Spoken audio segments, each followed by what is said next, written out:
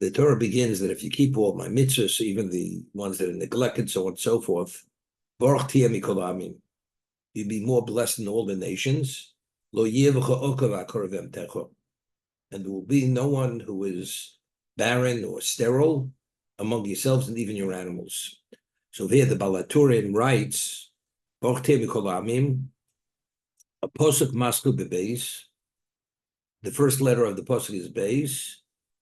U'misayim b'chof, and b'mtecho ends with a chof. Lomar sheb'schus haTorah sheish b'chof beis osios. That in the merit of the Torah, which has 22 letters, that's why all this is going to come about. You'll be more blessed than the nations, and barren or any type of deficiency will not exist because of what? Of the chof beis osios, which represents the Torah. It's interesting. I'm not sure why, but whenever we see a chof beis osios, it always starts with the beis and ends with the chof, rather than the pasuk starting with the chof beis. Numerically speaking, 20 is 21, 22, but yet it starts beis and then it ends with chof. I mean, the question is why, but that's the allusion to the Torah. That if you keep the Torah's entirety, then you merit the open blessing. There won't be any degree of deficiency in the physical sense. So I was thinking, as they say in English, Rome wasn't built in a day, that even in Torah, you don't begin. The Mishnah tells us in Pirkei Avos, when a child is 5 years old, you start teaching him Chumash. When he reaches 10, you teach him Mishnah. When he's 15, you teach him Gemara.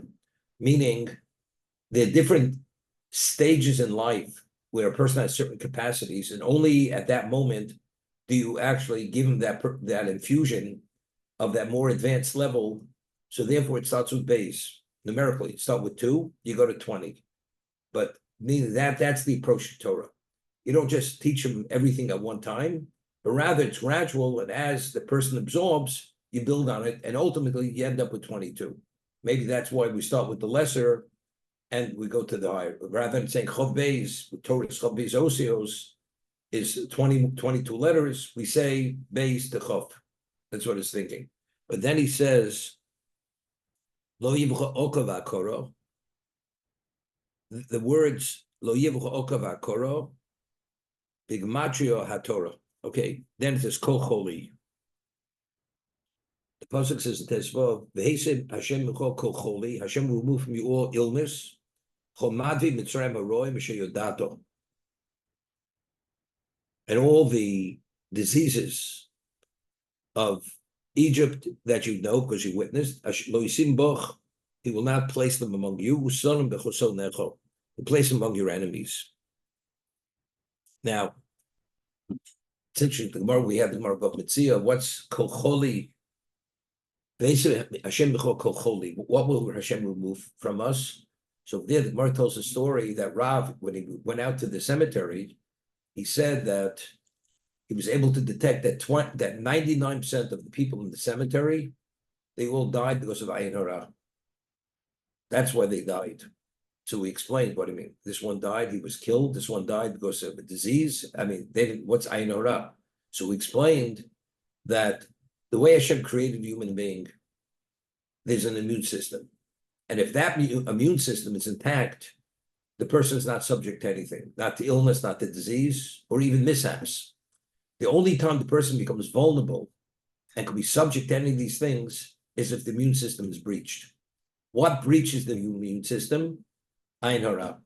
That if a person receives the evil eye from someone else, that weakens the immune system. Therefore, the person now could be susceptible to this disease or to that ailment or to this mishap.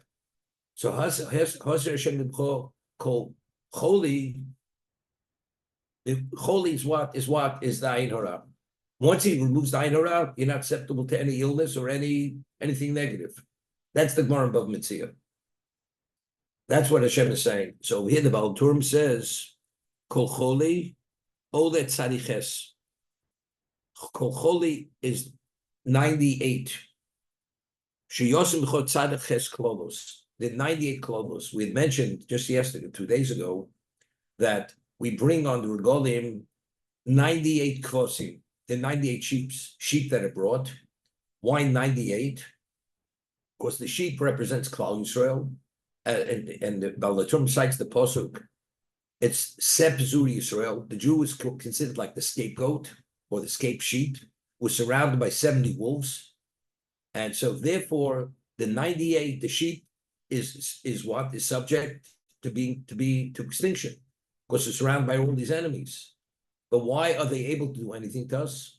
Because that represents 98 klolos, the 98 curses. Because we're deserving of the curse, therefore they could actually destroy us.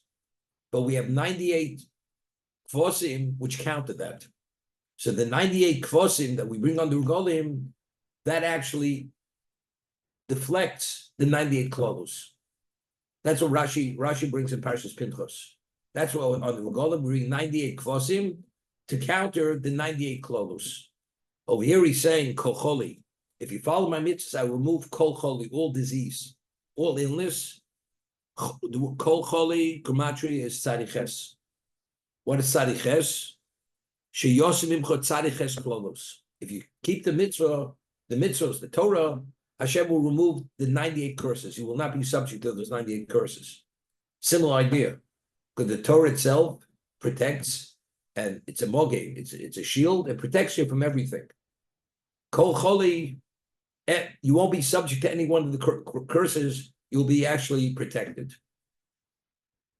I mentioned the other day in the name of the Vilna Gaon that the Posuk Shema Yisrael Shem Elokeinu Shem Echad and Baruch Shem Kvod Malchus Olam Oved. Shema Yisrael Shem Elokeinu Shem Echad, the Vilna Gaon says, has 25 letters. Baruch Shem Kvod Malchus Olam Oved has 24 letters. So what is that? So that's 49. And we say Kriya Shema twice a day. So twice a day, that's 49 times twice is 98. I'm just telling what the Vilna Gaon says. So it's interesting. And then, in addition, we have Mesiras Nefesh. We're willing to give our lives. That brings it to 50. But without the Mesiras Nefesh, what is the numerical value number of the letters? 98. So if you say Shema and Baruch Shem, even you don't finish the first paragraph, that's all you say. That's 98. Well, why is the number 98? Because 98 counters the 98 klolos. We always find this resurfacing. There's 98 in the negative side, you have the 98 in the positive side. One, the positive is the counterforce to deflect the negative. You bring it to 100, Mesiras Nefesh twice a day, and that's why he explains the first Mishnah in Brochos. The word truma could be read trey meya. That if you add up 50 twice, what's the number? The number is meya, it's 100. Trey meya, that's the nun. By trey, you say Kriya Shema, the first pasuk, and the Baruch Shem, twice a day, it's truma son. There's a nun. It should say, Lechnos lecho b'truma. What's truma son?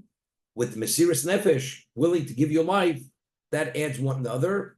So twice a day you have 50. But without that, just saying that itself, with Baruch Shem, it's 98 already.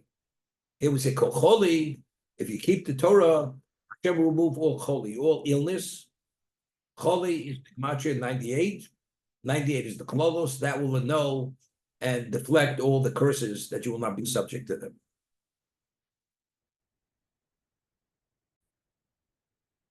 The post in Yeshayit says, V'hoyo ba'achris hayomim. At the end of the time, we haven't arrived there yet. Nochon har Beis Hashem b'rosh ha'orim. The mountain where the Beis Hashem, which is on top of the mountains, v'nisa mikvos, it will be elevated even from the highest precipice. That's going to be at the end of time after Mashiach comes, the rebuilding of the Beis Hamikdash. So She'omer HaKosuf quotes a posuk in Eov. At the beginning, it's mitzvah. The word mitzvah comes, it's going to be painful. You're going to be very limited. You're going to be pressed. But at the end, you will thrive to a great degree. Initially, things are difficult, painful, limitation. Mitzvah, from the word tsar. that we say kolas cholos koshos. All beginnings start with the great difficulty, and ultimately things expand. So initially it's mitzor. V'achrischo yiskemod lalamdoch shekol hamitzar b'tchiloso. This teaches us a person that initially he suffers. Nochlob, so Hashem will make it easy for him at the end. Gives examples. There's no one who had greater suffering and pain than Avram Avinu. Where do we find it? Firstly, he was thrown into the kiln. The golden base of it, and he was exiled from his father's home. He left Ur Kasdim. He was pursued by 16 kings. They wanted to kill him. And Hashem tested him with 10 tests. The cover is Sorah. He buried his wife Sorah. That was his life. Very painful, full of turmoil. But the end, things were exceptional. He had peace, he had tranquility. Shenema, Avram Zokim Bo Bayomim. When Avram was old, advanced in age, Vashem Berach is Avram Bakol. He was ultimately blessed with everything. He had everything. Initially, things were difficult, but ultimately, he was blessed with everything. Chen Yitzchok, Nitzar ben Naruso. When in his youth, he had great pain. V'kinubo Plishtim, and the Philistines, they were jealous of him. Shenema v'yom Avimelech Yitzchok lech me'imanu. Avimelech, who was the king of the Philistines, told him, leave us, because you're becoming more powerful than we are. And he was like dismissed, he was thrown out of the community. But ultimately, they came, they wanted to enter into a covenant with him. And he said to them,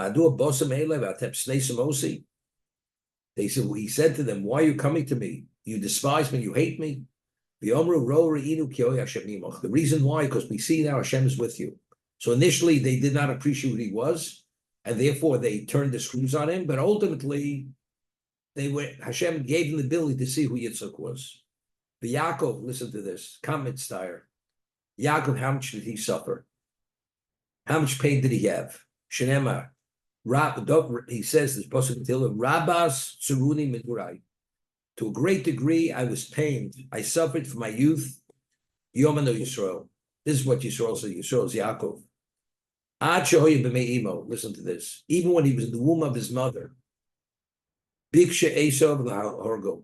Esav wanted to kill him. In the womb, when the Torah tells us there was agitation. In Rivka's womb, she didn't know what was going on. She went to get a reading from Shem. There was a battle between good and evil. This already was in the womb. When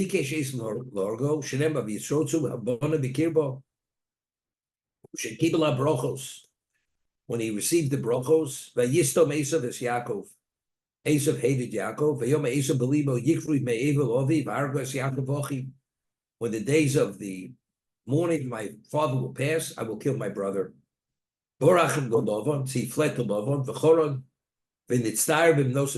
He suffered tremendously to acquire those wives. He worked 14 hard years for those wives. And then he wanted to kill him. He pursued him, and he said, I would kill you if not for Hashem coming to me in a dream. So finally he leaves Esav. He realizes Esav's coming towards him with 400 men. Shenema v'yisa Yaakov v'yarvin Esav bo l'tzoras Dina, tzoras Rochel, tzoras Yosef. Then Dina was raped. Rochel passes away. Tzoras Yosef. Yosef disappears. No. At the end, it was the ultimate. Shenema v'chalkel Yosef v'soviv v'soch echov. That Yosef supported his family, his father and his brothers. So this is a confirmation that initially things are tough, things are hard, and very difficult and painful, but ultimately, at the end of the day, you're way on top. Hashem brings you to the top. Davar acher.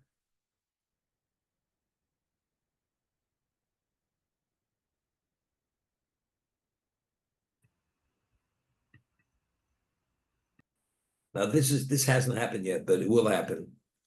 He says we find there was a battle. Sisera was an Assyrian general, and this is the story with Yoel, how she killed him. She put the spike in the tent through his temple.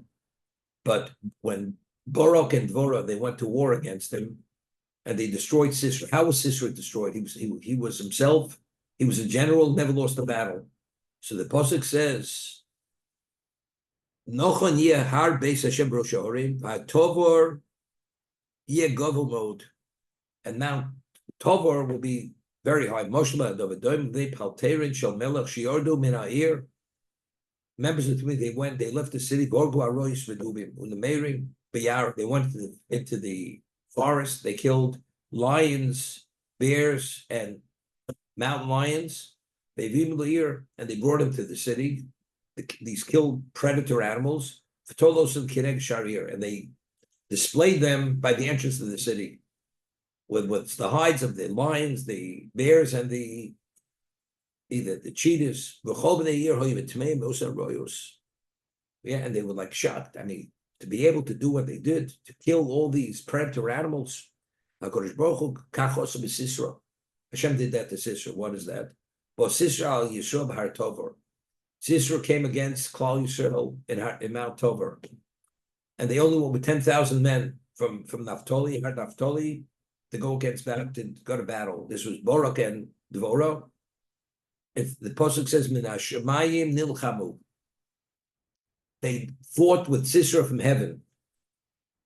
Hakochom silos nilchum Sisera. What happened? We find by the Borod that initially, when the hail fell on Egypt, we're not talking about just hailstones. We're talking about blocks of ice with equivalent of boulders. It came, and whatever it came in contact with, destroyed, decimated. When Moshe was Mispalo, prayed that it should stop, it says it was like suspended animation. Those hailstones or blocks of ice that were meant to form a Mitzrayim were held in the upper stratospheres of existence. When Barak and Dvorah went to war against Sisera, Hashem released those blocks of ice and destroyed his army. It was not possible. It was not a conventional war. So that's what the pasuk says. Min hashamayim nilchamu hakochov misilosim nilchum gam Sisera. Pasuk in Shoftim. From heaven they fought with Sisera. Hischila kol tameim, and everybody was taken aback. Shemeod lohoya kamasa zeh. Sheyordu kochov mishamayim lasus mulcham basu v'dom. That the stars from heaven they came and they waged war with mortal. Omar Kodesh Baruch Hu, B'olam hazeh. So Hashem says, B'olam hazeh hakochovim nilchum b'shulchem. In this world, the stars fought on your behalf. You have meteorites coming out of heaven. Avalosid lovo, v'yotza Hashem nilchum agoyim. This hasn't happened yet. At the end of time, Hashem Himself will come and He will fight against the nations. V'omdu raglo be'yomu al harzeisim, and Hashem will be on harzeisim, the Shechin at the end of time. And when Hashem comes, the Shekhinah will come and destroy the nations. Everybody will point with their finger. On that day, this is our Elokeinu, this is our Almighty. We were hoping for Him. And what He came to our salvation. This is going to happen. And it says the Mashiach, where's it coming from? There's a famous story when years ago we would take the tour of Har HaZeisim, they would show you from Har HaZeisim down to the wall of Yerushalayim that the Muslims, Yimach Shemam, they put a cemetery there. Why? Why did they put a cemetery there? Because it's brought that Mashiach is Pinchas. Pinchas was a Kohen, and he's not going to be able to contaminate himself. Because if you have a cemetery, so that will prevent Mashiach from coming. That's why the Arabs placed the cemetery at the foot of Har HaZeisim. Because Mashiach is the introduction to that. Eliyahu is the Mevaser. He's the one who forms the world.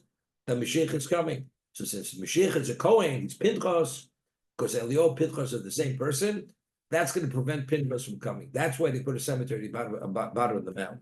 But ultimately, he's coming regardless. Either Kibriyakim, Metamim, whatever it is. When it's meant to come, he's coming regardless what. And Hashem there will personally destroy the world And we will say at the end of time, Hine Elokim Kenu Zer, this is Elokeinu, Kivinu Lo V'Yoshenu. We were hoping, waiting for him, and ultimately, V'Yoshenu, we came to our salvation.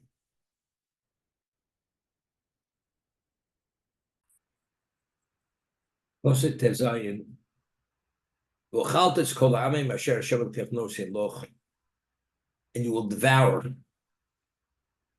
the nations which Hashem is giving you. Lo Sochos Ein Chaleim. You should not have any pity on them. Lo Savur Saleim. And you should not worship their gods. Ki Mokish Uloch, because it's a pitfall.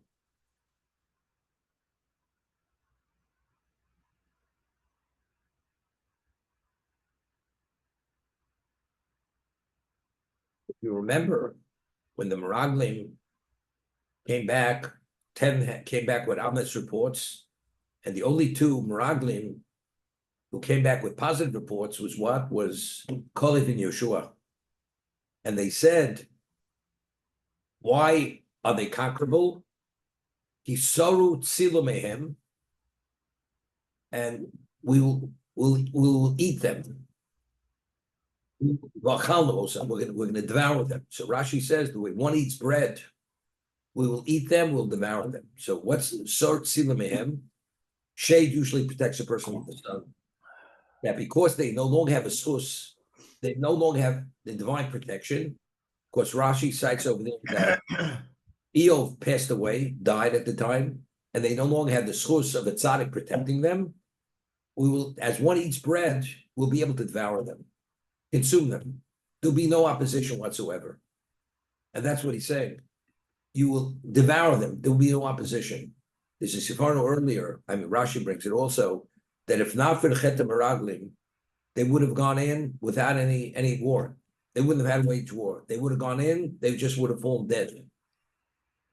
But because they failed with the Meraglim, therefore they weren't worthy that the level of conquest should be at that special level. But it's initially, if this is Yeshua Kolik before the Meraglim, before they failed. Kilachmenu, the word they use, it's our bread. Hashem has given to us like bread to devour them. And that's what he's saying over here. You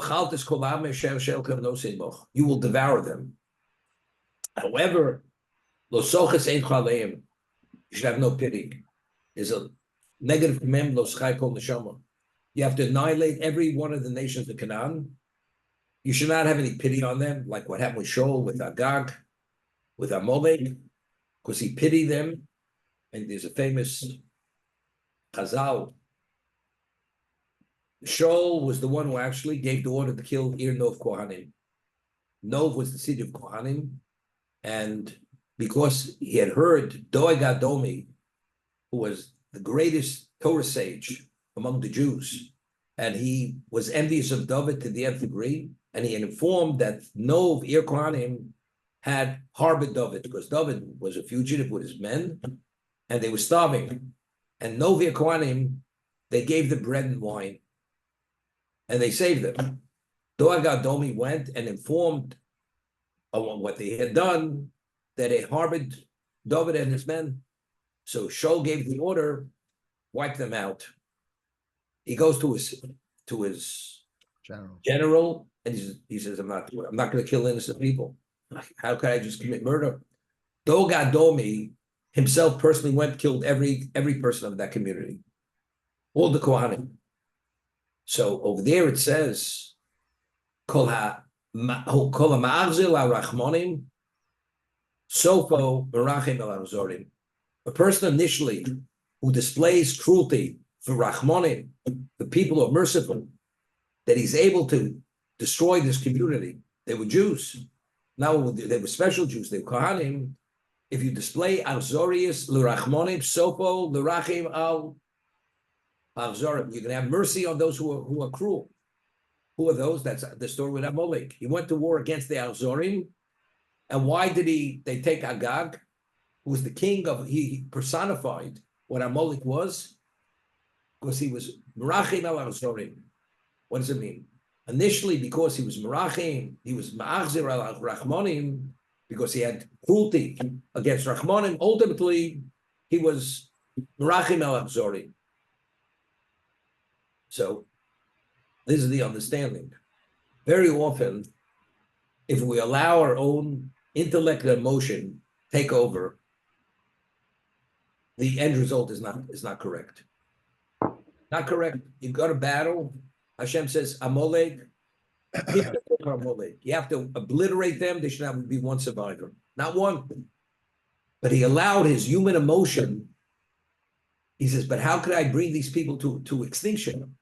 So who did he leave? He left Agag. Agag was the king of Amalek. And because he had Rahmanas on him, he had mercy, that night he impregnated a woman before Shmuel killed him the next day. And that's why Haman HaRasha was called Haman HaGogi. He was the descendant of Agag, of the king of, he again personified Amalek. And that's why through him came the Gzeira, the decree, Lahashvel Arag Lavoy, in the time of Achashverosh. So because he was Merachim al Azorim, he allowed his emotion to take over. What happened ultimately? Well, because he believed that David was out to usurp him and destroy his kingdom, he took a Ir Kohanim, who Rachmanim, and he allowed his emotion to take over. Well, it was unjustified. But when emotion rules, you never know where you could go with that. You never know where you could go. The Gemara tells us in Shabbos that kol hakois kilo ovid avodah zorah. A person becomes angry to a point where you become incensed. It's like you're doing idolatry. More in Shabbos. Why? Kilo ovid avodah. That's how negative the characteristic of anger is. Because when anger takes over, you no longer think rationally. You become irrational. And over there, ultimately, it can end up, you can even do idolatry in that state, because the Yetzer Hara says you start at one level, he can take it off the cliff.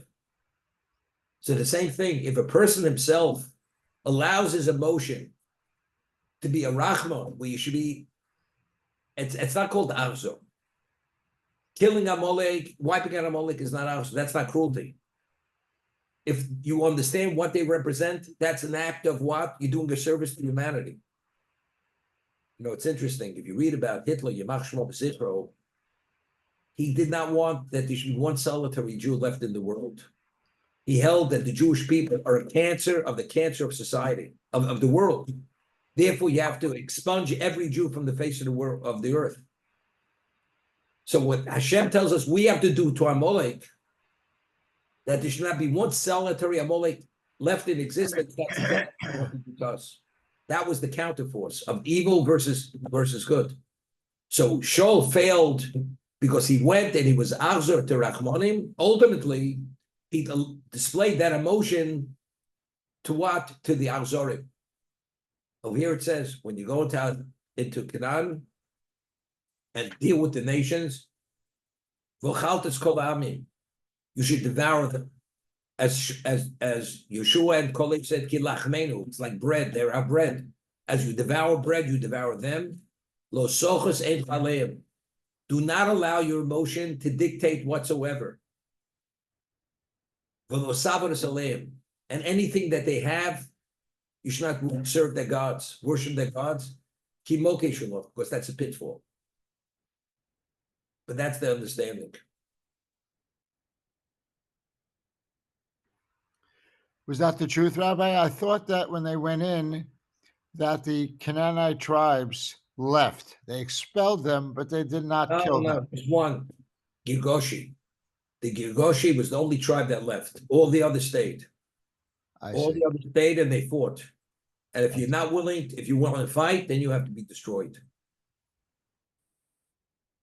Shlach, whole story with the Meraglim that says, Shlach Noshim, the Asuras Oretz, Asher Ani Nosim Lochem. And they will scatter out the land that I'm giving you. So Rav Chaim HaKadosh asks a question. We know we're going into Eretz Yisrael. We know this is the promised land. It's been mentioned endless times in the Torah. Moshe Rabbeinu has to, Hashem has to say, choose spies, and they should scout out the land that I am giving you. The land that what does it have to be mentioned? It's understood it's the land that I'm giving you. That's what we're talking about. Seems to be superfluous. So Rav Chaim HaKadosh explains it this way, that if they would have fully grasped what Hashem was saying, Klal Yisrael, what the spies said, first they wouldn't have said what they said, and it would have fallen on deaf ears. And he says, what they came back, he said, what is it? We saw giants. It's not conquerable. It's a death trap. So the answer is, it is.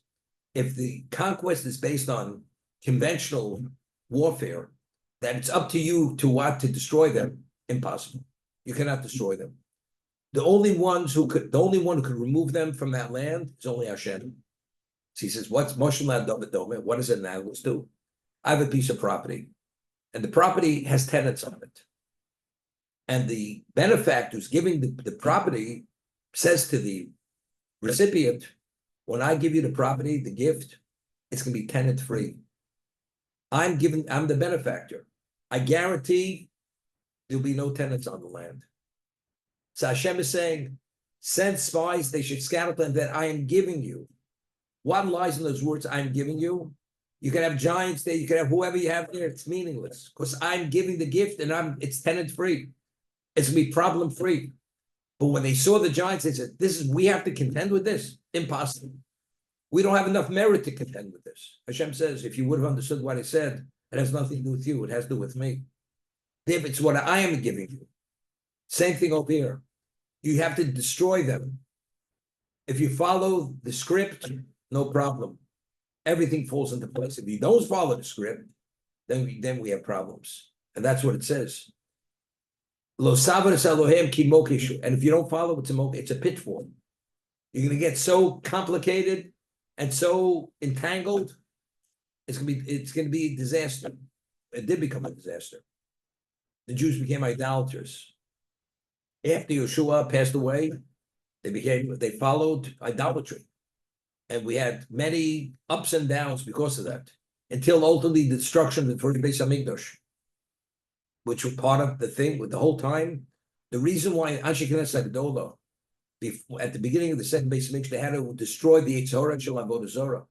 They actually clipped the wings of the Yetzer Hara, the evil inclination of idolatry, because what ravaged the Klal Yisrael during that whole period of time, from the time they came in until the destruction of Beis Hamikdash, was idolatry. Therefore, they had to somehow destroy that evil inclination. And the Gemara says in Sanhedrin that Achav, who was an idolater, they were speaking negatively, critically of him. He said to the Amor who spoke of him pejoratively, he says, if you would have lived in my time, I would have had to run after you because you would have been there before I to do the idolatry. It says the drive for idolatry was so overwhelming, it was more than the sexual drive. That's how all-consuming it was. Idolatry. So that's it. You have to wipe them out. There should be no remnant. The Gemara says in Avodah Zarah, it says when we go in, the pasuk says you have to smash their altars, you have to cut down their idolatrous trees, you have to, and it says based on the pasuk, it's not enough. You have to go subterranean. That the roots of that tree that even are underground, you have to tear them out. There should be no trace of that Avodah Zarah to that degree. It's not simple. Today you go to Israel Museum, you have all the archaeological digs, and you have icons in the museum of the original nations of Canaan. Those icons, if a non-Jew designates something as an idol, and he doesn't annul it, it still retains its idolatrous status. These nations never annulled it. These nations they perished for whatever reason, how they died, how they became extinct. All these icons, the halacha is, if you observe it, you benefit from something you're not permitted to benefit from. To admire it, to look at it, to read about it, you're not permitted. And the idolatrous object is Yisrei Hanor. You're not permitted to benefit from it. So all this stuff that, I'm using the word stuff, I couldn't care what it's worth financially, materially, it's Yisrei Hanor. It's spiritual, literally spiritual infectious waste. That's what it is. And ultimately, it has to be destroyed.